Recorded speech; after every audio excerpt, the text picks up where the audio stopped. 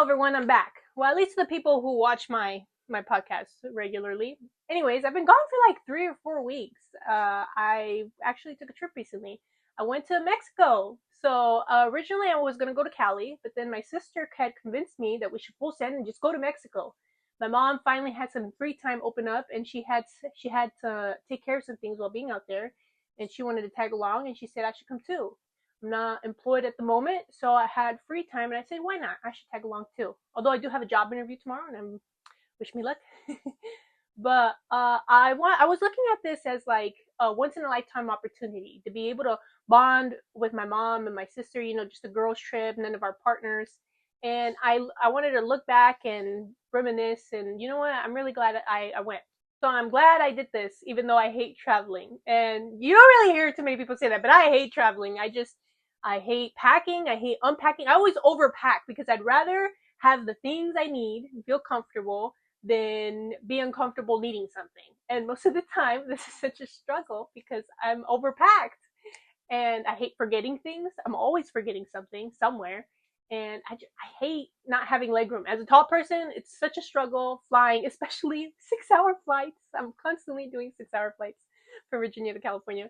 And just anywhere else, I guess. It's always a long flight. But despite the travel delays, tell me why I got delayed to Cali, I got delayed in Mexico, and then I got delayed on the way back home.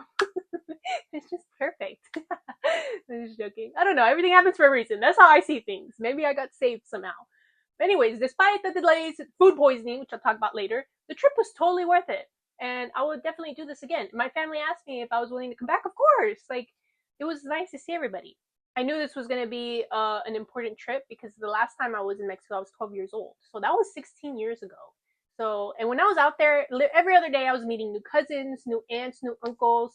And it made me think back to when I was growing up. It just felt like being large, like having large extended family is like part of the stereotypical Mexican culture. And they're just very big on family. And I didn't really feel like I had that. So my mom was the only person from her family to have moved from Mexico to the US, and I'm very grateful that she did. I just didn't have that big family, that picture that I had in my mind. So going out there, I met so many aunts, uncles, cousins every other day. It's kind of crazy how much family I had out there. I remember like being 14, wanting a quinceañera and thinking like, how do people have so many people to invite? And I can't even create like a page worth of a guest list. I just didn't have anybody come. Well, turns out my guest list is in Mexico because, and that's just my mom's side. I know I have so many aunts and uncles on my dad's side as well. So I am very grateful that I got to meet family. This trip, it gave me a lot of insights, perspectives, and I just want to get into it. But the first day, right, getting to my mom's hometown, because I did get delayed for a day, and then it took another day to get to her hometown. When I finally got there, yeah, I got food poisoning just from rice and beans. You would think out of anything. The first night we were walking around, there's so many like restaurants everywhere. It feels very homey. The restaurants do. I mean, it looks like straight out of their own personal kitchen. And every couple of feet, there's so many restaurants, so you have like a plethora of choices. And my sister, of course, was craving rice and beans. And when we had that, I was just like, oh, this is like, it's good. It's like home, right? I didn't think that I was going to get sick, especially on the first day. It's so like intimidating because it's like I got 2 more weeks to being here and I just got sick. But anyways, that night I went straight to bed because we got home late and we were just exhausted from the trip, from traveling. And I remember laying down and I was having a dream and I was thinking in my dream, like, I feel nervous. Why do I feel nervous? And the nervousness woke me up. And next thing you know, I hear my mom, because my mom's house is basically like a studio apartment, right? You just walk in and it's like a big living room. You walk in, it's the kitchen. You keep going through a hall, not a hall, but like a doorway, and there's like 2 beds. That's like the bedroom, and then there's a bathroom. So my mom slept on one bed, me and my sister shared a bed.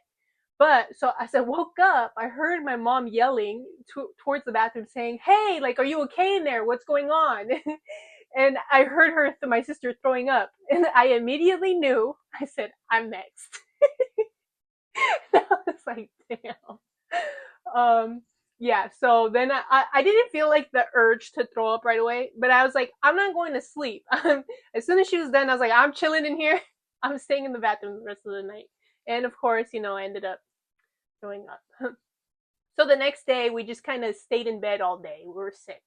I remember my mom asking, like, do you guys want to go see a doctor? And I was like, yes, in America.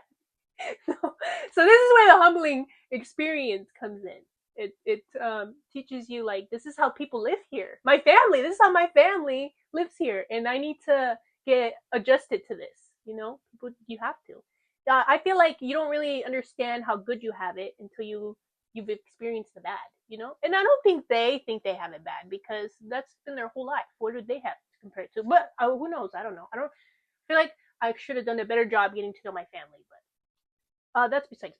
This may be a little bit too much information, but I ended up having the runs for the rest of the trip. I feel better until the last day.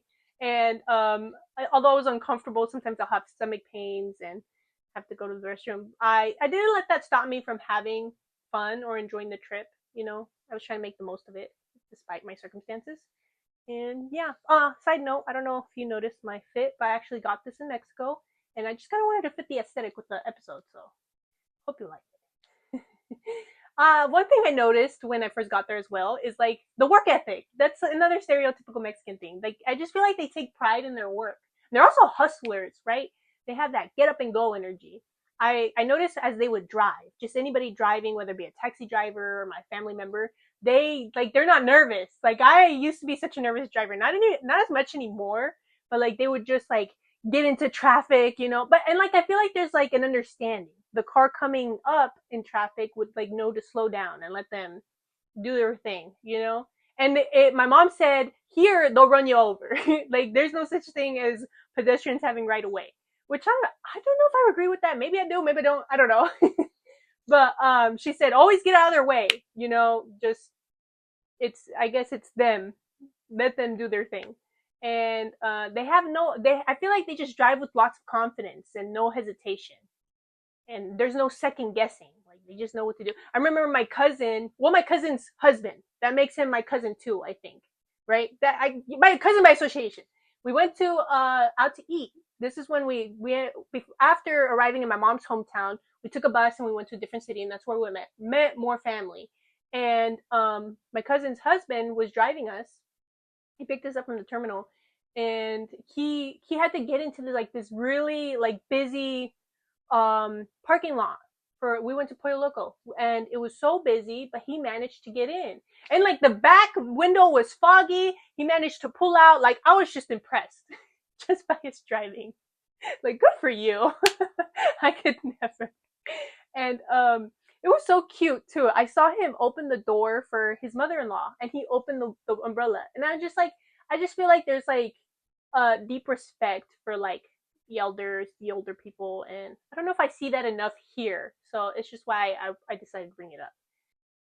I know I said that they have a hard working ethic and that they take pride in their work, but I noticed in restaurants, like when you would go up, they would be welcoming. They'd be like, "Oh, I can help you." They were just very friendly, but they would also be sitting down when you didn't need anything. If you were taken care of, they would just like chill and be on their phones, which I'm not mad about. If anything, I like that. I wish that was okay on this side.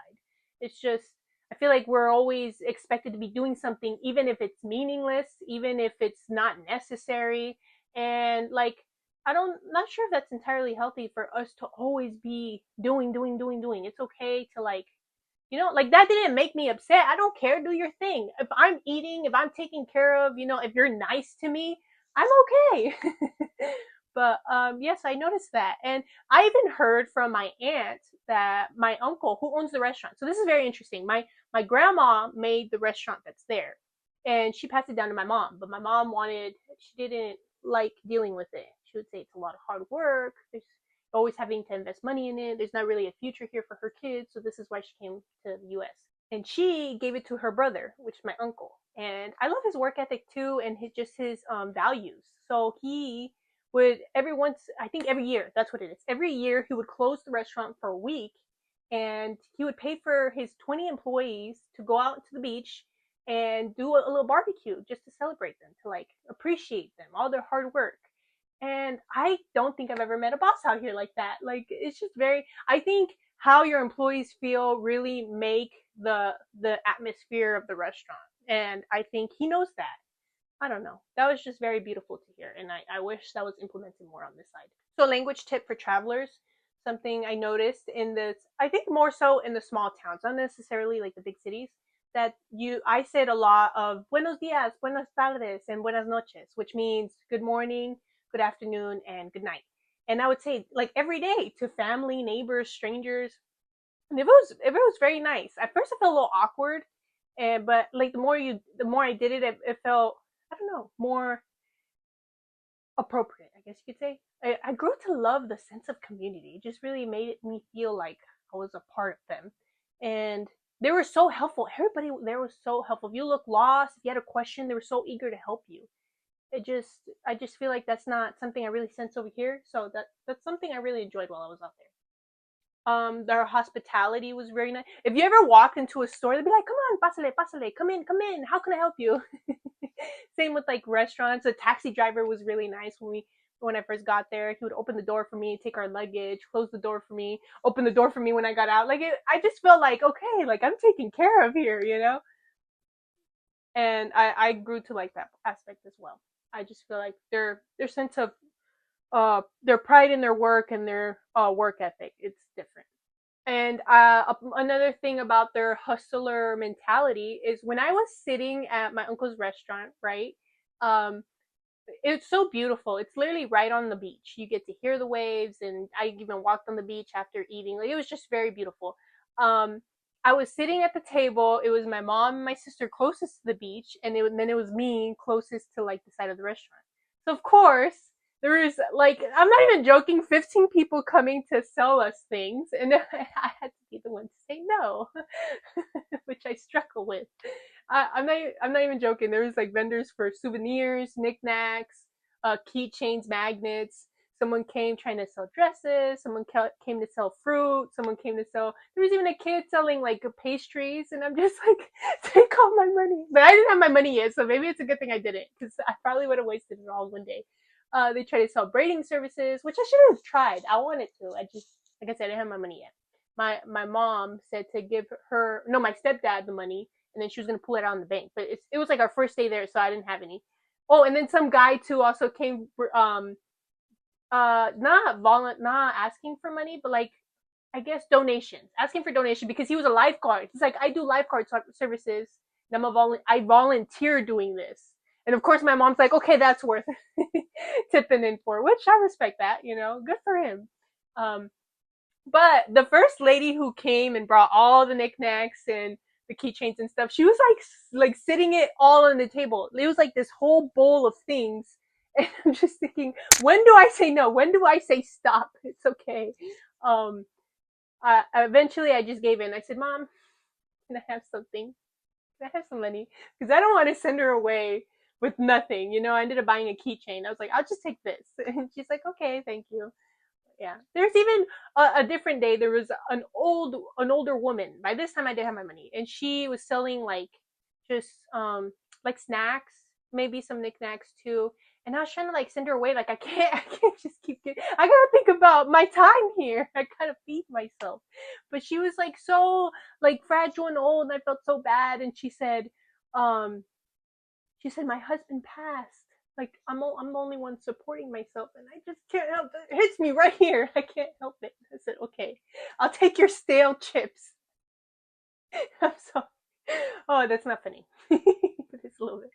But and then the way we were moving around from place to place, and this is what I loved about this small town. It's like everything you needed was so close. I'm not even joking. Like, there was a store in someone's house, like 2 houses down. I was able to buy water, chips, whatever I wanted. Laundry detergent. We ended up doing that once. So it was like most of the way we got around was through walking. But if it was like on the other side of the town, then we would take a what's called a tuk tuk, I believe, and it's like a three-wheeled motorbike thing, which has like almost like a, not a carriage, but like, I don't know what to call that, a cart or something. And it was enough for three of us. We took that once, and there was also a what you call combi. I don't know. I think I'm mispronouncing that, but it's just a van that acts like a bus. and there's like stops. So sometimes we'll go to the next city over, which is only like 15 minutes away or something like that. And it's weird because like how do you know which was a stop? Like I didn't see signs, like a bus would have. So I'm just like, okay. And then it was also run on like an integrity system because people would just come in, they'd pass the money, and then he'd give change, or like, I don't know, like it don't. I feel like it was so hard because he's like the driver, and like there were seats in the way. Like how do you know? How do you keep track of everybody coming in of where their stop is, because it's different prices depending on where you stop, how far he takes you. And but at the same time, I didn't see anybody not pay. So I just feel like there's this kind of respect and like integrity that goes into this. So that was pretty cool to witness. But for the majority of the time, we just walked everywhere, which was pretty cool just to see like the lay of the land. And yes, while being out there, it definitely helped me notice the conveniences of living out here. And out of my four siblings, it was only me and my oldest sister. And honestly, I think we'll probably be the only two of us five to visit my mom's family. And I think they're just a part of me thinks it's just because they're used to the US comforts. I don't know for sure, but like we took cold showers. There's no warm water there. We had to hand wash our clothes, and there's lots of mosquitoes. Oh my gosh, they're driving me crazy. They're called zancudos over there. I love saying that word. But yeah, that was a pain in the ass too. So I don't think my family's willing to give up their comforts to go over there, which is kind of sad, but that, to each their own. It just made me really grateful to have the things that I have. But at the same time, I would do it again, and I plan on it. I want to see my family again. It was really cool to see my mom with her brothers. She's the only girl, but and some of her brothers already passed, but you only get like so much time being with them, especially for her because she's the only one that left. So that makes me a little sad. And it's really nice to see that they all live close together. So she was able to see everyone so easily. And that's something that's like a dream come true. I hope I get to live that close and tight knit with my siblings. I love the fact that I have so many siblings. I appreciate it so much. It was interesting growing up, and at the same time, as an adult, it's really cool to see everybody like just how different everyone is, and yet we still get along so well, and we have love for each other, and it just makes life a little more interesting. But it was very beautiful seeing my mom enjoy her time with her brothers because she doesn't get as much time with them as I do with my own siblings. Although I was very excited to like meet family and be on this trip, I was also very anxious at first too because my Spanish is not like at 100%. I would say it's probably like an 85. So I was a little embarrassed to speak my Spanish to people. I ended up overcoming that towards the end, and I'm a little like regretful about it because it's like it prevented me from connecting with family members, and I should have just like full sent, like who cares what they think.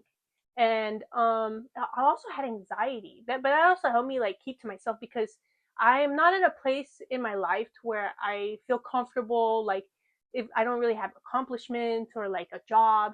And my sister who's accomplished so much. She's like retired at 40. She just came back from Japan, what is it, Philippines and South Korea, and she's like speaking on these adventures and about her daughter. And I don't have kids, so I just didn't really feel like I had things to talk about in my life that were interesting. And I feared being judged, so I was very shy and I kept to myself.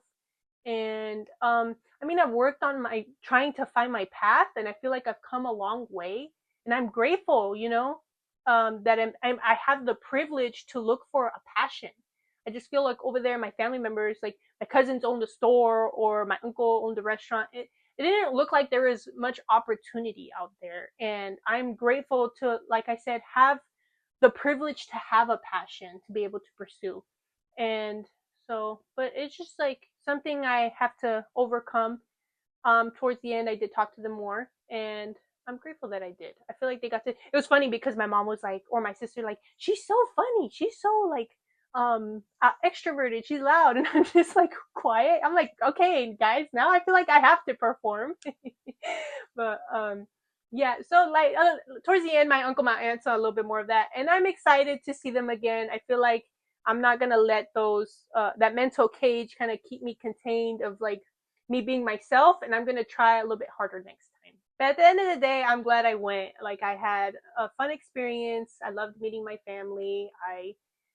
I do plan on coming back. My aunt, it was funny, my aunt was even like, "Oh, do you guys plan on coming back?" And I said, "I plan on living here." Maybe retiring one day. I don't know. My mom plans on living there, so I do intend to go see her, you know. Hopefully my siblings do too, but who knows.